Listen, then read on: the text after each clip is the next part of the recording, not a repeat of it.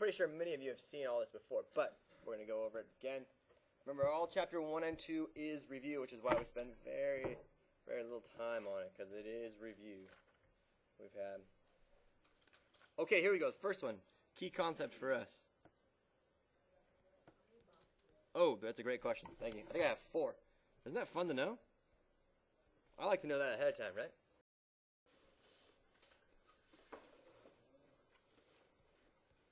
All right, key concept. There we go. Rules for division. If you take any number, say you take a positive number, and you divide that by a positive number. Rules for division. Positive divided by positive. Where's the answer end up being? Positive or negative? It ends up being positive. Yeah. How many of you knew that? Hands up. Hands up if you knew that. Great. Almost everybody in the class. What happens if you take a positive number and you divide it by a negative number? What does that give you? That will give you a negative number. Yes. Like if I said 4 divided by negative 2, right? If the signs are different, it's the exact same rules for multiplication. Right? If the signs are different, then you're going to have a negative answer. Okay, what about this? What if I have a negative divided by a positive? What would that be? What would that produce for us? Yeah, a negative. How come? All right, so negative divided by positive is a negative. And then finally, last one here. What happens if I take negative number divided by negative number? What do you get? You also get a positive number. So notice that which ones are positive, right? Positive divided by positive or a negative divided by a negative. Other than that, my answer is going to be negative. Does this make sense so far? Yes, that makes sense so far. Good. I have a couple more rules in here that we have to talk about. What if I take the number 0 and I divide it by anything? What's 0 divided by anything on the denominator? In the denominator. Anybody have a guess? Is it 0? Is it 1? Is it nothing? What is it? What's 0 divided by 5 people? Still 0, right? If you have 0 to begin with, you divide it amongst 5 people, you still have 0. However, if I take the other way around, if I take anything, if I take the reciprocal of that last problem and divide it by 0, now what happens? Is it still 0? No. Not 0. What is it? Is it anything? So 5 divided by 0. Is it 5? No. What is it? How many of you took Miss Ao's class? How many of you remember the poster on the wall that says, "Thou shalt not divide by 0"? Who remembers that poster? Raise your hand if you remember that poster. Like 5 or 6 or 7. Oh, wow. 10 or 12. Yeah, yeah. So if I take anything divided by 0, if I try to divide by 0, I get what we call bad. Yeah, but the real word is undefined. You got it. So this is a key vocab word, undefined. It happens when we try to divide a number by 0. So Dalton, what would 17 divided by 0 be? 0. Good. What would 0 divided by 17 be? 0 divided by 17.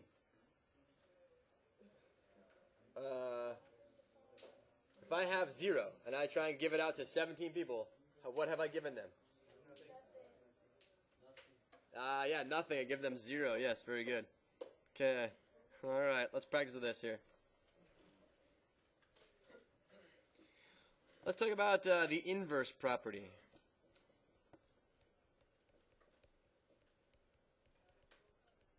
The inverse property. It says if you take any number, A, and you multiply by the reciprocal 1 over A, what do you think you get? If I took 5 and multiplied it by 1/5, 5 times 1/5, what do you think that would be? It'd be the same number? It'd be 5? It'd be 1. It would be 1. Any number times its reciprocal is 1. So as an example, if I take 11 and I multiply it by 1/11, I get 11 divided by 11, which of course is just 1. Right? If I took 7 times the reciprocal 1/7, I would get 7 over 7, which again is still 1. That's called the inverse property, and that is a pretty important concept here, the inverse property.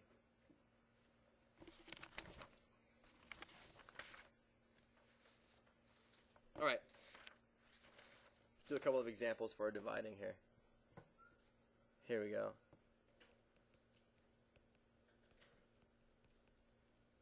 All right, we're going to divide this first one.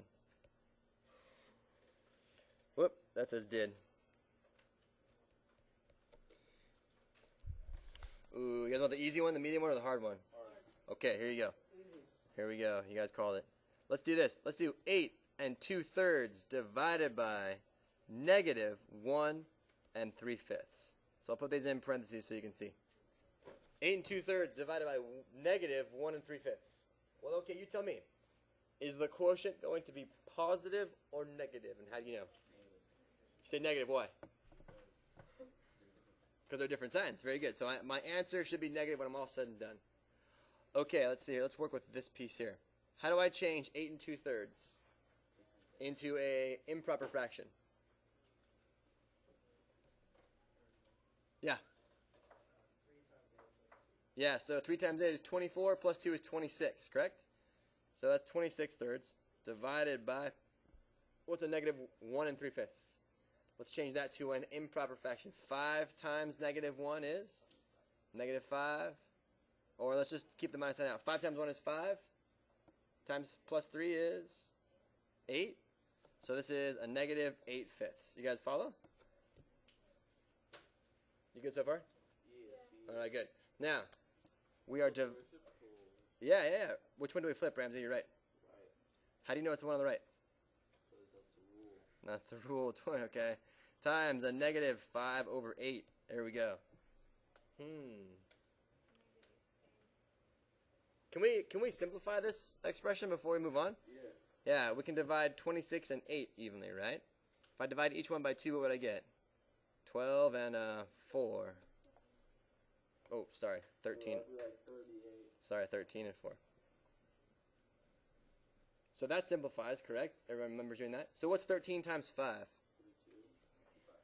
65? And what's 3 times 4?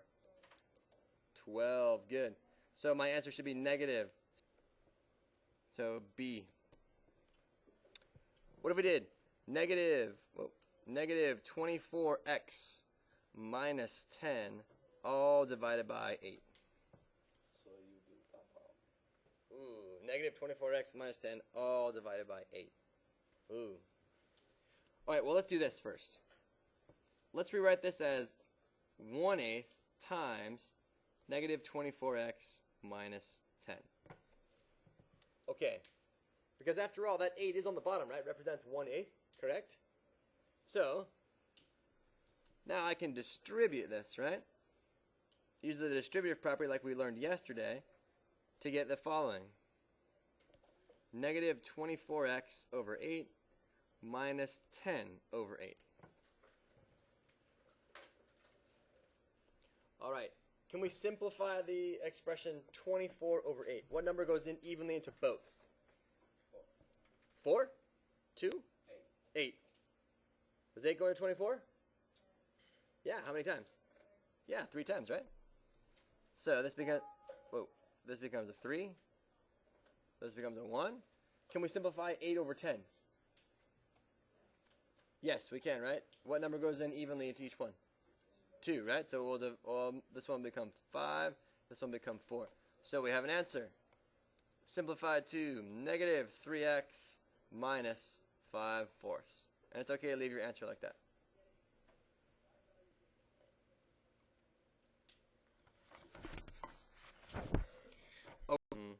Okay, last part of the day. Square roots. Square roots are fun. Yeah, you like square roots? Yeah. Okay, good. Well, we only got A, B, and C to do, so it should be good. Okay, what happens if I ask you for the square root of 64? I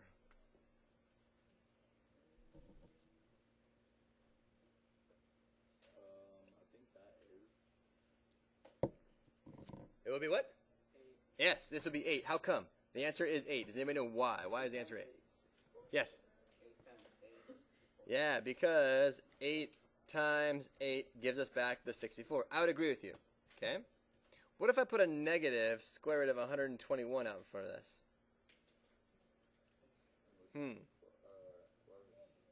Yeah, would the answer be positive or negative?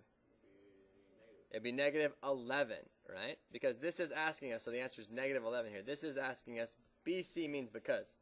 The negative of 11 times 11. Right? That gives us the 121. But now sometimes the book does something silly where they put this plus or minus in front. So I'm wondering to you, what do you think the plus or minus part means?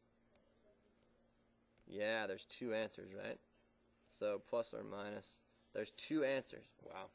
I'm not sure what's going on. So what would this be? Plus or minus? Give us square root of 100. 10, right? 10. How come there's no plus or minus here? What's that? What's the difference between those two? I don't know why this is this. Plus or minus. There we go. So, sometimes the book will not put anything out in front, and sometimes they will put something out in front. If they don't put anything out in front, then you can just give the one positive answer, 10. If they do put a plus or minus out in front, then you have to give plus or minus 10. And the reason is because 10 times 10 will give us 100, correct? So learned from yesterday, negative 10 will also give us 100 because the signs are the same. That's why there's a plus or minus there. So depending on what the book does, it might give you nothing at all. Then you could give me 8, or it might give you plus